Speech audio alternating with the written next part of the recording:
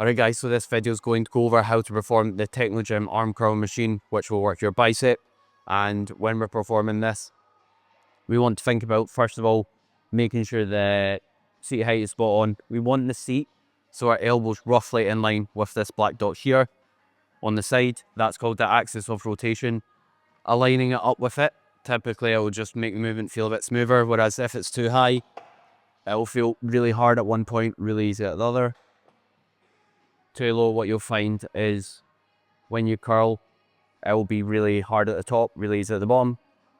So you want the seat height set so your elbow is in line with the axis of rotation. From here, when you're grabbing the handles, grab quite narrow. Typically, see if I grab quite wide.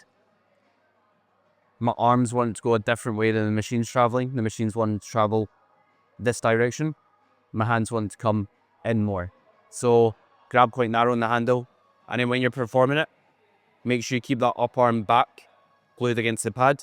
A good cue to use when you're performing it is when you're performing it, drive the up arm back, and that will mean you're not using your shoulder to finish the movement, and it will create more stability. So whenever there's a chest support pad to create more stability, make sure you use it. So here, thinking about driving the elbow back as a curl, and cueing driving my forearm into my bicep, so I'm not just using all sorts to move the weight up here. Thanks very much for watching. The full video is available exclusively to my online coaching and personal training clients.